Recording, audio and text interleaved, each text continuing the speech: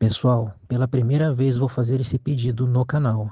Preciso que você curta este vídeo, comente alguma coisa aí embaixo e, se possível, compartilhe. Você não imagina o trabalho imenso que ele me deu. A pesquisa demandou inúmeras horas, inclusive ouvindo argumentos contrários aos meus. Tive que ouvir muitos áudios, ler muitos documentos, realmente foi desgastante. E, paralelamente, enfrentei problemas de ordem técnica. O meu notebook simplesmente começou a travar, tive que levar para a assistência. A minha internet começou a falhar também sem explicação.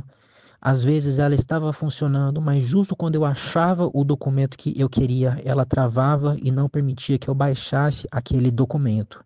Liguei várias vezes na provedora de internet e realmente parecia que alguém estava tentando impedir que eu fizesse esse material para vocês. Mas eu não sou supersticioso, eu considero que foi uma mera coincidência. Seja como for, eu conto com o seu apoio. Este vídeo serve de presente de Natal para vocês. Eu desejo ótimas festas e um excelente ano novo. Um abraço.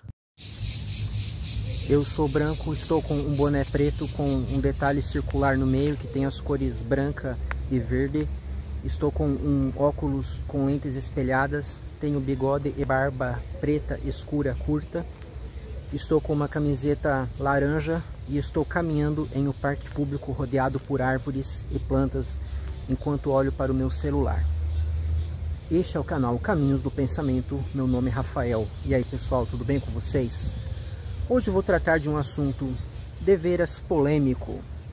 Existem discos voadores? Essa pergunta não deveria levantar nenhuma divisão, porque quem já separou um tempinho da sua vida para pesquisar o assunto, indo às fontes mais sérias que nós temos disponíveis, vai chegar a uma única resposta. Partindo do princípio de que os nossos sentidos em geral são confiáveis para nos mostrar aquilo que deve ocorrer, que existe uma coerência, uma estabilidade nas percepções que nós recebemos e que a nossa memória em geral é confiável para registrar as percepções passadas, com base nisso nós podemos fazer pesquisas empíricas, ouvindo e vendo as coisas e chegar a determinadas ideias sobre a realidade que nos circunda, sabendo então o que nós teríamos experienciado em determinada condição ou o que poderemos experienciar, ainda que a ciência não apresente uma absolutez, né? Ela é essencialmente questionável, incerta, duvidosa, porque ela se baseia na empiria, né? Mas é a ferramenta disponível para que nós possamos atuar neste mundo, né? De uma forma sustentável, até mesmo logicamente. Nós não podemos usar o raciocínio dedutivo no nosso dia a dia, em todos os passos que nós damos. Muitas vezes temos que fazer raciocínios indutivos. Nós observamos o que nós temos aqui agora, que são essas experiências particulares, e buscamos então extrair conclusões, né, que sempre serão generalizações. Essas conclusões nunca serão uma ideia exata, uma ideia rigorosamente extraída dos casos particulares, porque os casos particulares sempre podem ser questionados, eles podem nos levar a ideias que de fato podem ser desmentidas, não é? E olha só que curioso, eu estou andando aqui neste caminho, né, no qual eu já passei milhares de vezes e nunca havia acontecido isso aqui, ó. Isso aqui espelha o que eu estou dizendo. Parece uma fonte, né? É uma fonte que foi feita de um modo involuntário, porque pelo que eu estou vendo, ó, aquele cano estourou e está agora vazando a água, parecendo um geyser. Com base na minha experiência passada, eu diria, eu não encontrarei água naquele caminho, né? Porque não está chovendo, não tem rio, muito menos uma espécie de geyser. Não, você não vai encontrar geyser, você pode caminhar por aquele local tranquilo, eu diria para alguém que me questionasse isso. Agora, vindo aqui, eu fui impactado com essa descoberta. Eu nem sabia que tinha um cano ali exatamente, né? Eu posso até mesmo entrar aqui, né? Eu posso até me refrescar um pouco aqui nessa água, ó, né? nesse calorão que está fazendo. Então a empiria sempre é falha, ela não consegue esgotar todas as hipóteses, né? A gente nunca vai ter acesso a todas as premissas para chegar a uma ideia absoluta sobre algo, para fazer uma conclusão segura, filosoficamente falando. Não, a empiria sempre vai nos dar margem de dúvida, de questionamento, de insegurança. E o filósofo René Descartes tratou muito sobre isso, né? Ele demonstrou isso nas suas obras fundamentais. Mas voltando ao nosso tema, pessoal, eu vou tirar as lentes espelhadas aqui e ficar com as lentes comuns. Se você entende que o disco voador é um objeto em forma discoide que voa por aí, sim, existem discos voadores. Eu posso fazer um drone nessa forma e o drone vai voar. Agora, se por disco voador você está falando de uma máquina anômala que desafia os paradigmas tecnológicos humanos, como por exemplo, vamos supor, um objeto com dezenas de metros, ele voa na altura dos aviões militares, ele faz manobras bruscas em zigue-zague e ele voa muito acima da velocidade do som. Ele é detectado por radar, ele é visível por seres humanos, tanto os que estão ali na altura dele, quanto os que estão na terra. E quando esse objeto é perseguido por aviões militares, ele brinca com os aviões. Ele faz manobras que deixam os pilotos embasbacados, né? E vamos supor que não é apenas um objeto, mas são dezenas deles, fazendo como que aquelas formações, né, que os aviões da aeronáutica fazem em certas datas festivas, esquadrilha da fumaça, lembra? Então, vamos supor que esses objetos façam também umas manobras assim, mas interagindo com os aviões militares que vão persegui-los, né, com os jatos militares. Você diria que isso é uma cena de ficção científica ou será que isso existe? Bem, quem disser que isso não existe é um ignorante, porque esses objetos existiram sim. Eles foram vistos, foram detectados e foram relatados pela Força Aérea Brasileira. Eu estou deixando a fonte disso aí na descrição do vídeo, né? E a Força Aérea sentou em cima desse relatório por 20 e tantos anos aí, cerca de 26 anos, né? Esse fato ocorreu em 1986, ficou conhecido como a Noite Oficial dos OVNIs, né? Esses objetos cruzaram os céus de vários estados brasileiros e simplesmente sumiram. Então não podemos duvidar, né? Inclusive eles eram bem brilhantes, eles eram multicoloridos, tinham uma forma circular. Aí talvez você diga, ah não, mas eu quero saber se existem objetos que estejam melhor descritos visualmente. Eu quero objetos que realmente alguém possa descrever visualmente como uma aeronave e que tenham características anômalas, que não se encaixam com a tecnologia humana. Tá, então vamos pensar aí objetos que saem da água. Eles têm ali alguns metros, não são tão grandes quanto aqueles que eu descrevi, e eles voam sem fazer som. Eles são muito brilhantes de dia, ou melhor, eles são muito brilhantes de noite, né? De noite eles ficam parecendo uma lâmpada de poste de luz mesmo, né?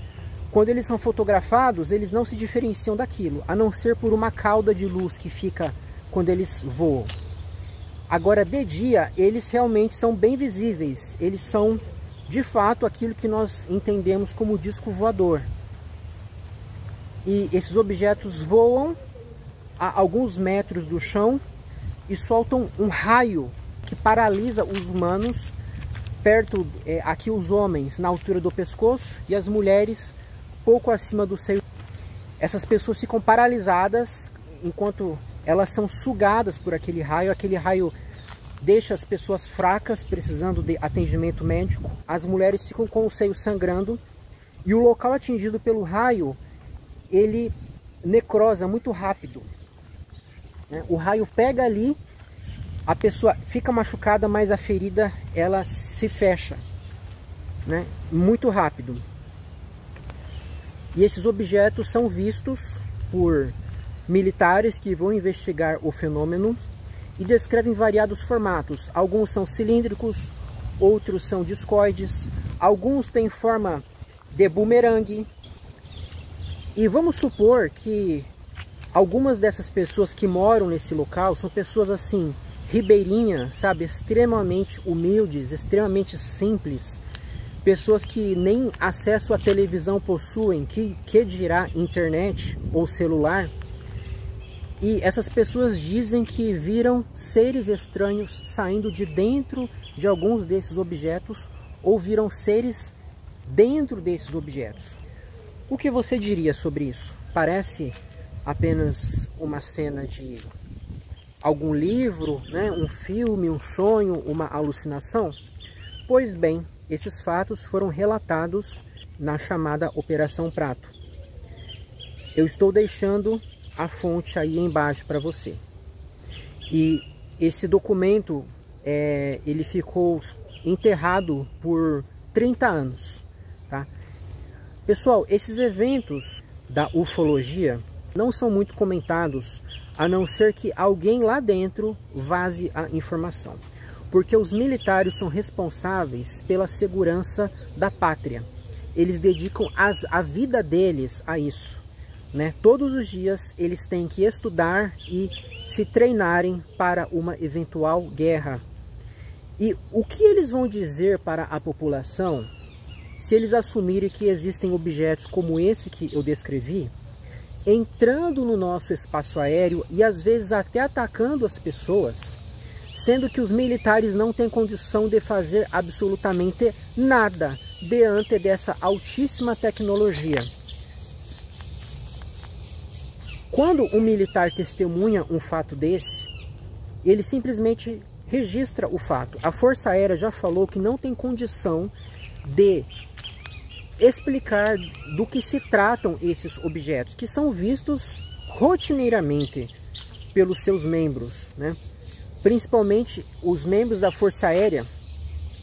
Os aeronautas brasileiros veem muitos chamados OVNIs, objetos voadores não identificados. E quando eu falo que não são identificados, eu estou dizendo que eles não são identificados como aviões, helicópteros, balões, drones, nuvens, ilusões de ótica ou qualquer coisa conhecida por essas pessoas que são especializadas nisso, em identificar objetos voadores e abatê-los se for necessário.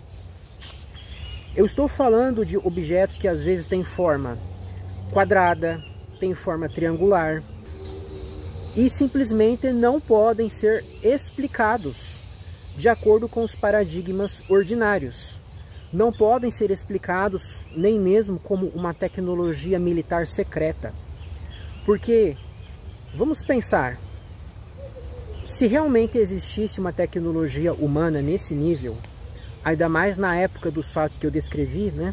Final da década de 70, final da década de 80, sem dúvida, esses armamentos estariam sendo usados hoje.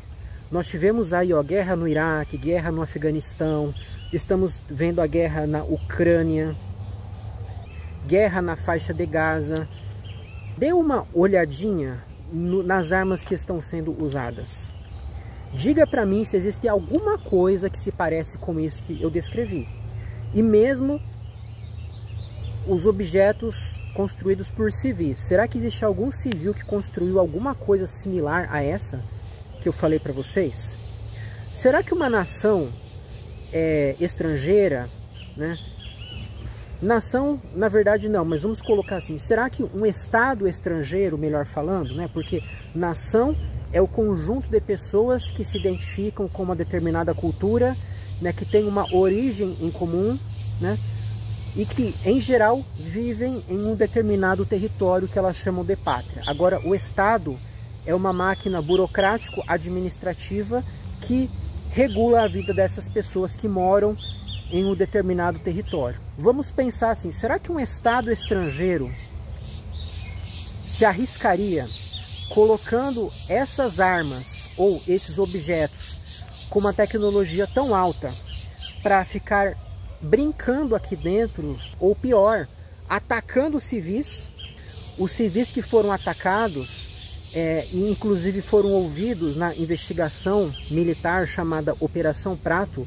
Eles moravam à beira do rio, lá no estado do Pará, né? E eu estou colocando aí, pessoal, a indicação também das matérias jornalísticas que eram feitas na época, né? Os fatos foram investigados por jornalistas que ouviram aquelas pessoas e elas falavam exatamente sobre isso: as luzes vampiras, né? Os aparelhos, os chupa-chupa, né? E eles buscavam inclusive espantar aquelas máquinas. No período da noite as pessoas se reuniram e começaram a fazer tochas, começaram a bater panelas, né? Essas pessoas que moram realmente em zonas rurais costumam ver coisas muito estranhas, costumam ver luzes que não sabem explicar.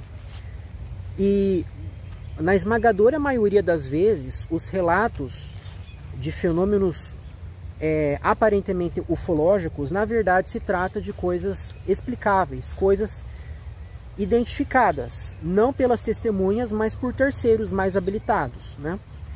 Podem ser realmente balões, podem ser satélites, não é? Podem ser fenômenos naturais. Eu estou colocando as lentes espelhadas de novo aqui porque o sol está batendo forte.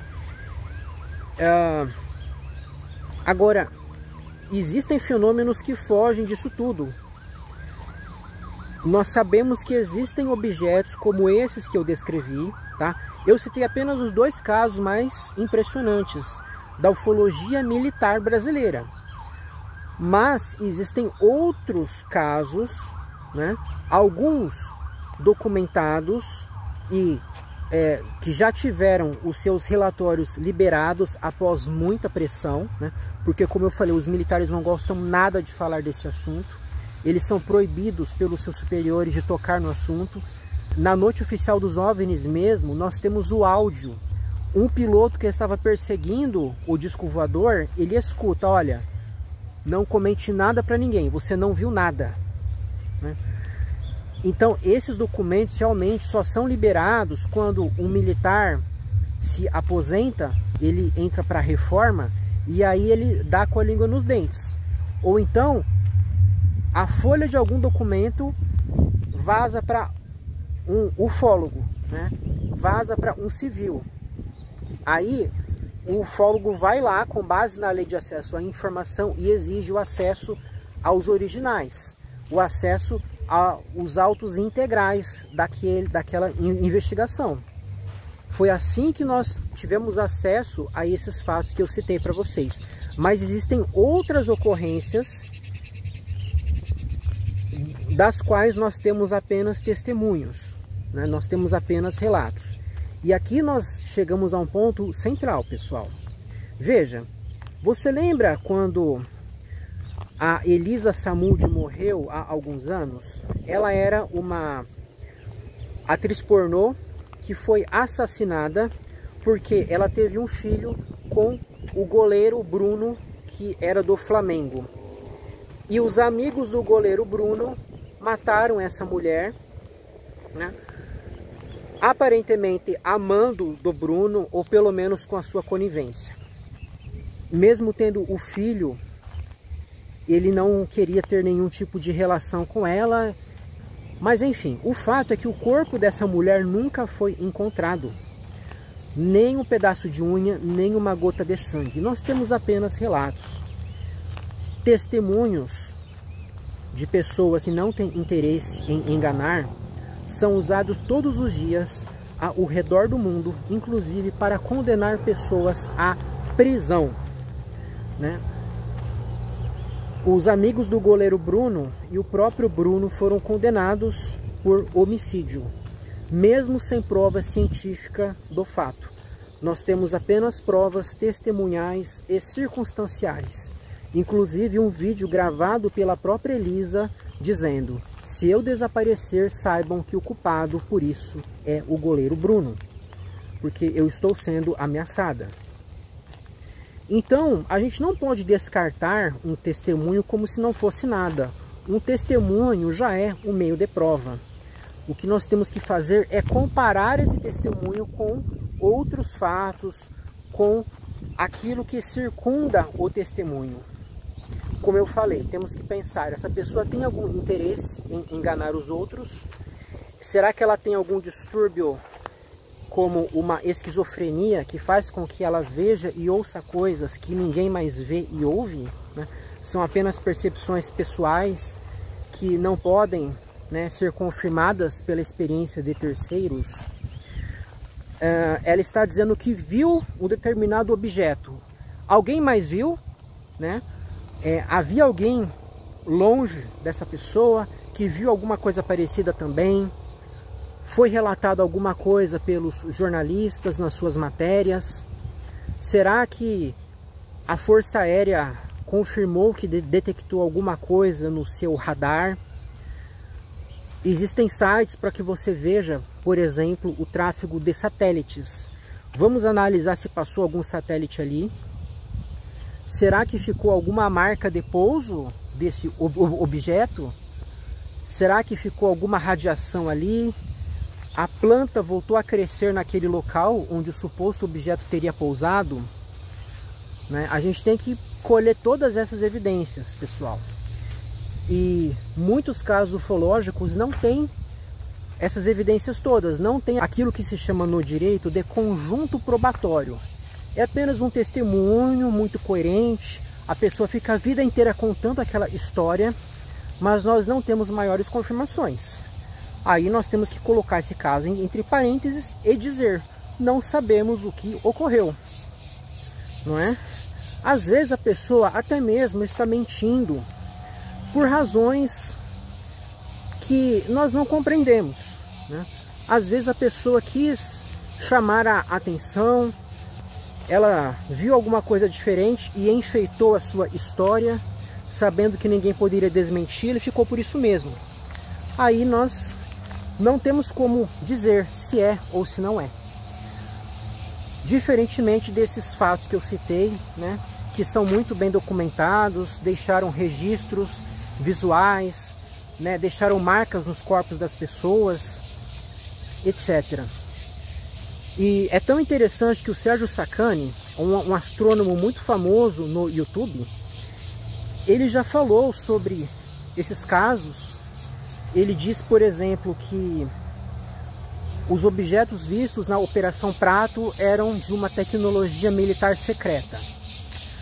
Existem pessoas que defendem essa hipótese, né? Que esses OVNIs, que podem ser entendidos como discos voadores, são máquinas com uma tecnologia anômala que desafia a explicação tradicional. Eles fazem parte de um projeto do governo dos Estados Unidos que deseja simular a existência de visitas extraterrestres, que o governo norte-americano teria desenvolvido esses objetos e estaria então, né, levando eles ao redor do mundo com propósitos assim de causar um terror psicológico, sabe, de fazer uma batalha psicológica atormentando os civis. Não, eu não vejo sentido realmente nessa hipótese, pessoal. E tem um caso que eu não citei aqui, que é o chamado incidente de Varginha. Não citei porque não existem documentos confirmando os fatos, documentos militares. O Exército diz que não há nenhum tipo de documentação sobre o caso. Ele diz que ele não recolheu nenhum tipo de criatura, né? Lá em janeiro de 1996, muitas pessoas na cidade de Varginha, interior de Minas Gerais, relataram ter visto criaturas muito estranhas andando pela cidade ou paradas em determinados pontos. Muitas pessoas entraram em pânico com isso, e tantas outras relataram também ter visto aeronaves sobrevoando a cidade. E não eram aeronaves humanas, porque não faziam som. E realmente houve uma movimentação militar imensa na cidade. No princípio, o exército negou que houvesse acontecido alguma coisa. Aí, inclusive, um militar foi entrevistado e ele acabou soltando essa. A gente estava no comboio militar, passando pela cidade, e nós vimos um casal de anões. A mulher estava grávida, estava precisando dar à luz, nós levamos ela para o hospital, né, para justificar os relatos de que o exército teria levado uma criatura estranha para o hospital. Essa criatura, assim como as outras relatadas, tinha a cabeça em forma de gota, o contrário, uma pele marrom, viscosa, olhos bem grandes, totalmente vermelhos, com 3 protuberâncias semelhantes a chifres no alto da cabeça, braços fininhos, e inclusive deixava um cheiro de amônia muito forte no ar. Isso foi visto por várias pessoas, sabe, em vários pontos. Eu estou deixando aí na descrição do vídeo um documentário que foi feito na época e um mais recente também. Eu desafio você a assistir esses documentários na íntegra. Raciocine, pare e pense. O que ocorreu naquele local? Qual é a explicação mais razoável para esses fatos, né? Será que realmente não ocorreu absolutamente nada, né? É racional você dizer que foi tudo uma histeria, né? Que os fatos não existiram? Ou que a primeira criatura que teria sido vista por um grupo de 3 moças, aquela criatura na verdade era um homem que vivia ali perto e que elas já conheciam e que por acaso estava ajoelhado naquele local? Será possível que essas pessoas se confundiram a esse ponto? As 3 juntas olharam para aquele homem e viram um monstro como esse que elas descreveram, fazendo com que elas saíssem desesperadas, dizendo que viram o demônio. E seria possível que depois o exército tivesse se mobilizado sem razão nenhuma, andando na cidade, fechando o hospital da cidade, para levar alguma coisa ali que eles nunca assumiram o que era? Bem, o Sérgio Sacani disse que a criatura existiu, né? Menos mal. Ele realmente disse que o exército fez uma captura de uma criatura não humana. E que criatura era essa, segundo ele? Um animal que saiu das cavernas ali perto de Varginha. Segundo o Sacani, era uma criatura desconhecida pela ciência e que assustou as pessoas. Bem, se o incidente em Varginha se resumisse ao avistamento de uma criatura estranha, a hipótese do Sacani poderia fazer sentido, mas o fato é que não foi apenas um avistamento de uma criatura estranha. Como eu citei, houve ocorrências, inclusive antes desse avistamento, que em conjunto desmontam a hipótese do animal saído da caverna. Basta você olhar, como eu falei, o fato de que a criatura foi levada para o hospital da cidade. Inclusive, um médico que estava atuando no hospital relatou que um médico que colocou um tubo na criatura fez uma gravação e mostrou para esse médico. E esse médico disse: eu vi a criatura. E ele descreveu daquele jeito que eu falei para vocês. Vamos supor que esse animal realmente fosse um bicho estranho saído da caverna. Qual o sentido de fazer tanto sigilo, de mentir tanto como o exército mentiu, de fazer esse acobertamento, assim como fizeram lá atrás com a Noite Oficial dos OVNIs e com a Operação Prato? E esse acobertamento persiste até hoje no caso Varginha. O exército não assume que capturou um bicho, mesmo que seja para dizer que foi um bicho saído da caverna. Para que fazer esse mistério todo? Na noite anterior ao primeiro avistamento da criatura, um casal na zona rural viu um objeto similar a um submarino passando. Ele ficou por cerca de meia hora pairando, ele estava soltando uma fumaça, parecendo que havia sido avariado. E esse objeto foi descendo, descendo, descendo, descendo ali em sentido à mata. Eles viram isso. E no dia seguinte os avistamentos aconteceram. Você acha que isso é uma mera coincidência? Vamos olhar os fatos todos, dando 10 passos para trás, para ver o quadro todo de uma forma mais completa?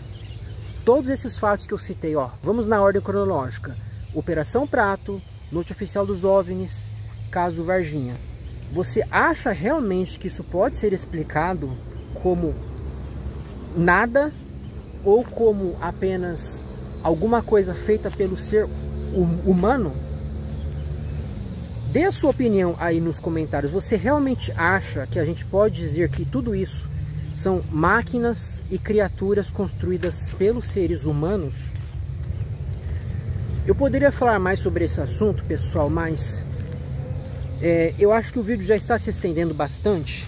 E por hoje, era isso que eu gostaria de dizer. A existência dos discos voadores está fora de discussão. Eles já foram comprovados, nós temos documentação mais que suficiente por parte de forças aéreas de várias nações, incluindo Brasil e Estados Unidos. Lembrei também que nós temos os vídeos liberados pela Força Aérea norte-americana mostrando vários desses objetos fazendo acrobacias inacreditáveis, deixando os pilotos embasbacados e, por óbvio, não podem ser explicados como uma tecnologia norte-americana secreta, porque esses pilotos são treinados, eles são ensinados, eles são acostumados, eles sabem o que é ou não da parte do Estado norte-americano.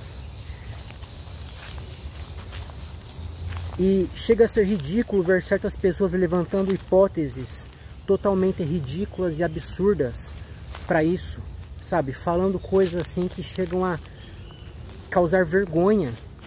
Seria melhor se as pessoas ficassem quietas. Não é o caso do Sérgio Sacani. Pelo menos nesse vídeo que eu estou indicando, ele realmente reconhece que os fenômenos existiram, reconhece que existe um acobertamento por parte do governo brasileiro, né?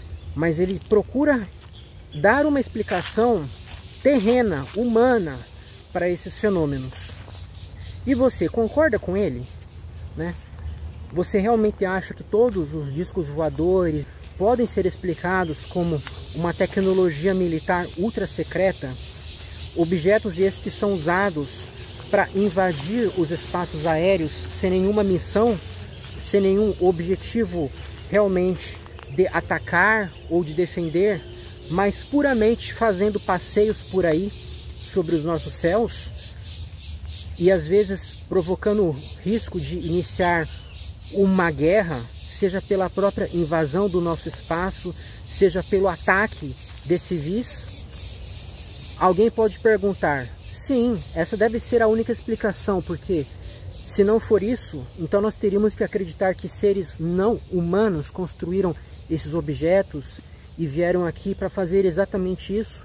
Se esses seres viessem aqui, eles com certeza se apresentariam, eles até mesmo talvez nos escravizassem, fizessem conosco aquilo que os humanos fazem com animais de outras espécies, explorando-os. Não, eu discordo dessa hipótese.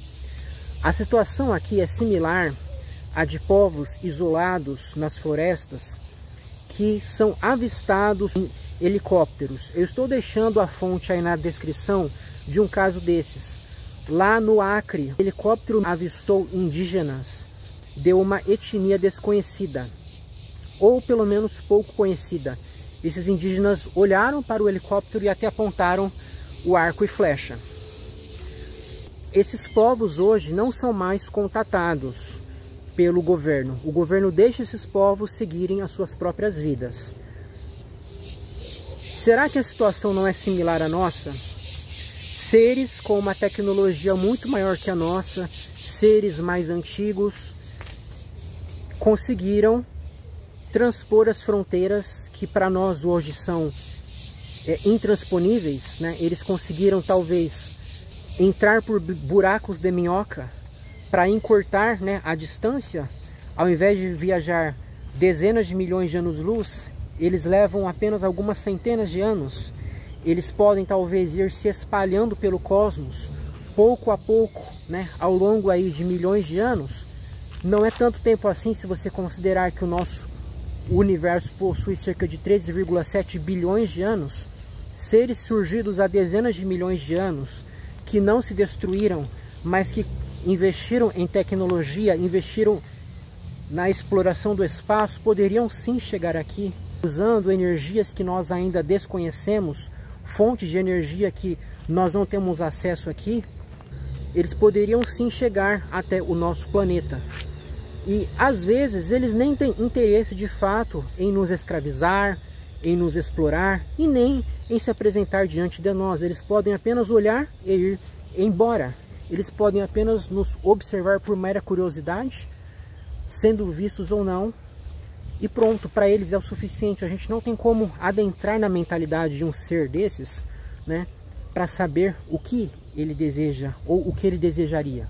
A gente pode apenas especular. O que nós não podemos fazer é duvidar dos fatos que já foram muito bem atestados e confirmados por pessoas idôneas e foram documentados, inclusive, sendo objeto de detecção por radar. E se você quiser afirmar que não existem provas inegáveis da existência de aliens visitando a Terra, como por exemplo um vídeo mostrando a nave pousando, o alienígena saindo, entregando um objeto para os cientistas poderem investigar, né? Um objeto com uma tecnologia que realmente desafia, né, toda a construção humana, eu respeito a sua posição. Mas o que você não pode fazer é dizer que todos esses fatos que eu citei podem ser explicados de forma trivial. Ah, não, isso aí seguramente é coisa do ser humano, isso aí é tudo alucinação das pessoas. Não, você não pode fazer isso, porque aí você vai estar renegando a realidade. Quando uma pessoa tem acesso aos documentos militares que eu citei, ou mesmo aos relatos do incidente de Varginha, e se resume a dizer: ah, eu não acredito, e ponto final, essa pessoa não está sendo cética, ela está sendo negacionista. Ela está se comportando igualzinho àquela pessoa que vê uma coisa diferente voando no céu, brilhando ali à noite, e fala que aquilo é um disco voador, que aquilo é uma nave alienígena. Não tem diferença, porque as duas pessoas estão acreditando no que elas querem acreditar. Elas não estão seguindo as evidências até onde elas permitem.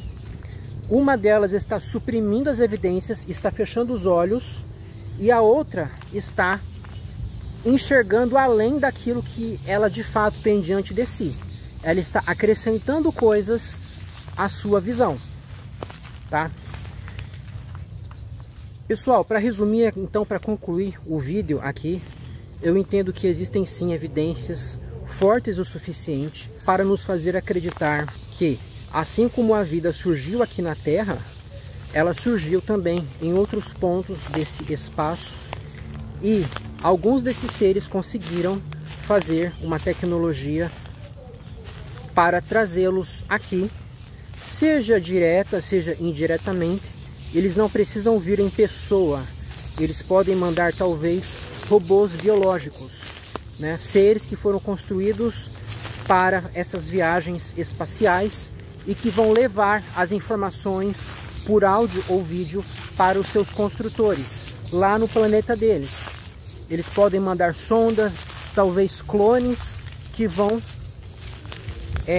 cruzar o espaço, vão viajar a essas distâncias todas.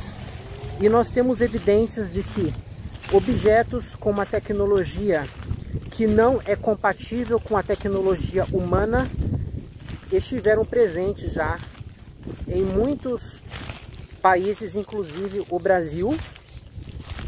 E a explicação mais razoável é que vida inteligente e racional se desenvolveu em outras partes desse cosmos.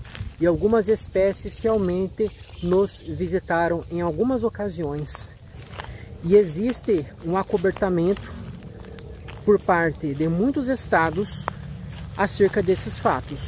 No princípio eles negam, depois eles inventam histórias, né, dizendo que tudo não passou de avistamento de balões, por exemplo. mas vez ou outra nós temos a confirmação por parte das forças aéreas sobre a realidade do fenômeno ufológico, enquanto uma tecnologia que extravasa aquilo que pode ser replicado pelo ser humano. Agora que eu lembrei, nesse mesmo vídeo do Sérgio Sacani, ele recomenda um documentário da Netflix. E ele diz que esse documentário é muito bom. Ele é dividido em alguns episódios, se eu não me engano são 8 episódios, e ele trata de fenômenos ufológicos. Um episódio é dedicado à Operação Prato. O jornalista norte-americano foi ouvir pessoas que estavam ali naquela época e foram atacadas, né? E o Sérgio, ele levanta hipóteses para explicar a Operação Prato que são desmentidas pelo próprio documentário. Eu achei bem curioso. Será que o Sérgio não quer dar o braço a torcer? Ele lança uma hipótese que ele sabe que é falsa, mas ao mesmo tempo ele recomenda o documentário para que as pessoas vejam que aquilo que ele falou não é verdade, mas ele não quer assumir, por alguma razão, que de fato aqueles objetos não eram de origem humana. Será que vai pegar mal perante os seus amigos da academia científica? Então ele pretende sair pela tangente com essa hipótese de aeronaves militares humanas atacando os ribeirinhos? Eu não sei, pessoal, mas eu recomendo que você assista esse documentário realmente, porque é muito legal. Pessoal, por hoje era isso, até a próxima.